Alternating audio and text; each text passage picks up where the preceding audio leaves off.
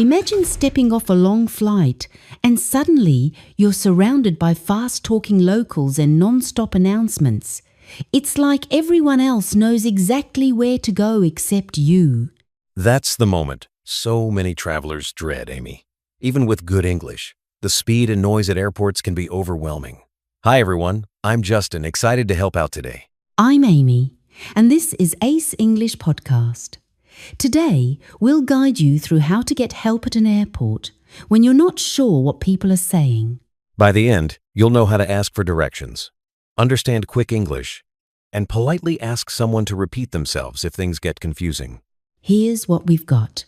Starting with how to ask for help, then real-life direction phrases, strategies for slower explanations, and how repeating what you heard can save the day.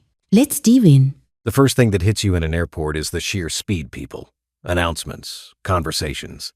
It all blurs together. Exactly. Even if you studied English, nothing prepares you for those loudspeaker announcements. Half the time, I can barely catch the details myself. And then there's the pressure everyone seems in a hurry. You want to ask for help, but you're worried you'll hold up the line. That worry is totally normal. But today, we'll show that asking for help and repeating questions is not only okay, it's smart. Let's start with the basics. If you're lost, you need a simple, polite phrase. Excuse me, could you help me? That line works everywhere, especially in airports.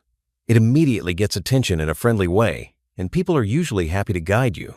You can even add, I just arrived, or I'm not sure where to go. That gives the person context and makes things easier. Let's recreate a scene. Amy, you play the traveler, and I'll be the airport staff at the information desk. Perfect. Here I go. Excuse me, could you help me? I just arrived and I'm trying to find the train to the city centre. Absolutely. The train station is on the lower level. Just go straight ahead, then take the escalator down. Follow the signs for trains to central London. Already, that's a lot of information. Sometimes the directions come fast. So let's break down what you just said.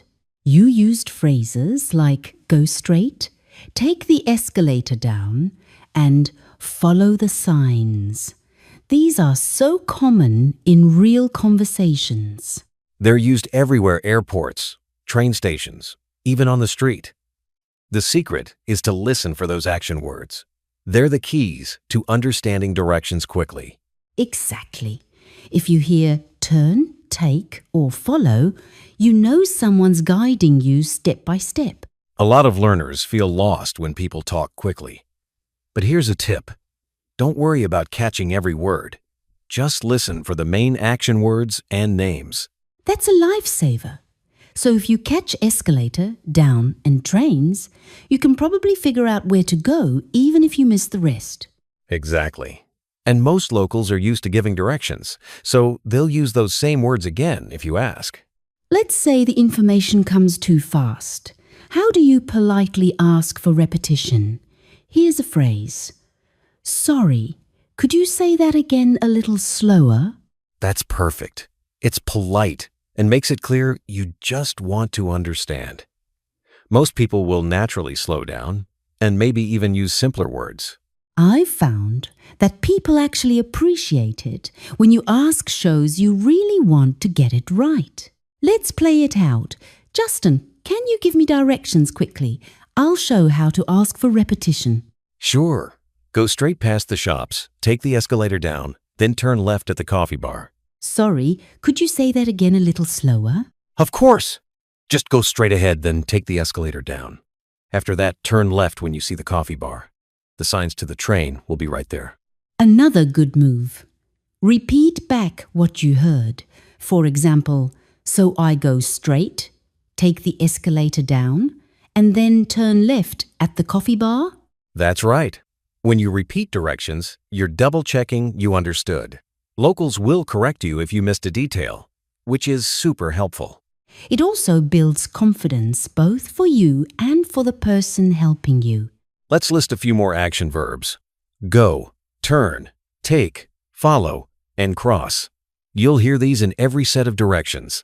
And for places exit, gate, platform, level, and signs.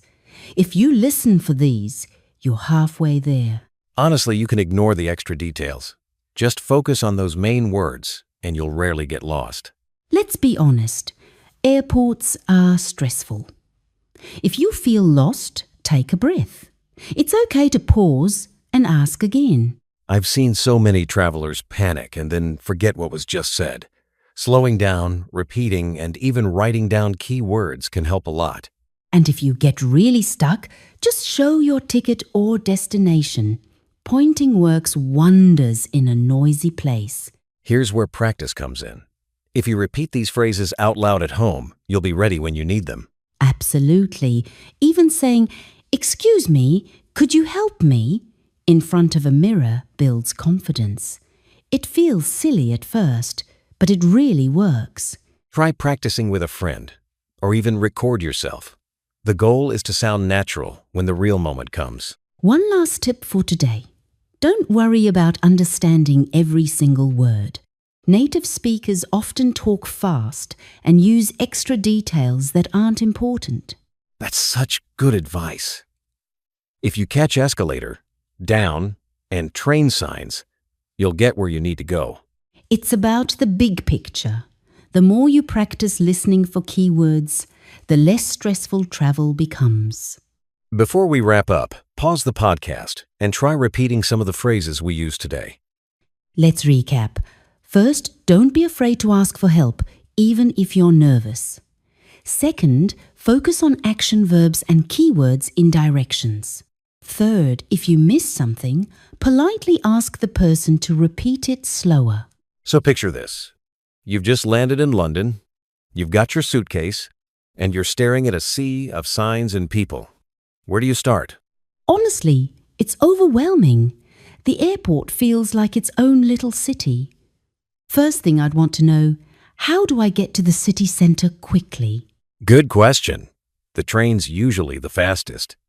If you follow the signs for trains, it'll take you straight to central London in about 20 to 25 minutes. That sounds ideal, but sometimes when people say, "Follow the signs," I get nervous I'll miss something. What if the signs aren't clear or I walk too fast? That happens, but most airports in big cities like London have really clear signs. Look for the big, bright train symbols, and don't hesitate to ask someone nearby if you're unsure. All right, so let's say I found the train station. My next question is, where do I buy a ticket? Usually, there are ticket machines right near the entrance of the station. If you need help, the information counter is always nearby, and staff can assist you. I love that there are options. But sometimes hearing ticket machine instructions in fast English can be tricky. What should I do if I miss a step? That's super common. Don't pretend you understood, just ask for help. You can say, "Could you repeat that, please?" Or, "Could you speak a little slower?" People are usually very willing to help. I always feel nervous asking, but the more I practice, the easier it gets. Actually, could we demo what that sounds like in a real conversation? Absolutely. Imagine I just explained how to use the ticket machine a bit too quickly. Sorry, could you repeat that? I didn't catch the last part. Of course. Just tap Single Ticket. Choose your destination, pay by card or cash, and your ticket will print out below. So let me check. I press Single Ticket, select Central London, pay, and grab my ticket from the slot below, right? Exactly. You've got it. Repeating back the instructions like that is a great way to make sure you understood everything, and it helps the other person know you followed along. That trick saves me all the time. Plus, it makes the conversation feel more natural. It's not just question, answer, question, answer. Definitely. It also shows you're listening, which makes people more patient and happy to help if you need more clarification. Sometimes it's not every word that's the problem. It's those key bits like the number of minutes, whether to go left or right, or which train line to take that matter most. Exactly. Focus on locations, numbers, and words, like buy, exit, or stairs. If you catch those, you can usually fill in the rest. That actually makes it so much less stressful. You don't have to get every detail on the first try. And if you're still lost, polite phrases are your friend. Besides, could you repeat that? You can say, "I'm sorry, could you show me?" Or, "Can you point me in the right direction?" Oh, and sometimes a simple, "Excuse me, did you say platform 3?" helps too. It's less scary than it sounds when you're actually there. Let's try it for real. I'll speak a little faster, just like a London local would. Take the escalator down. The trains leave every 10 minutes, and tickets are at the blue machines on your left. Whew, that was quick. Let me check. I go down the escalator, trains every 10 minutes, tickets at the blue machines. Got it? Perfect. And see, nobody minds repeating themselves if you ask kindly and show you're trying. Honestly, I've found most people are relieved when you ask politely. It's like they want you to feel welcome and safe navigating their city. Absolutely. A smile and a, "Could you say that again, please?" goes a long way, especially in busy places where everyone's in a rush.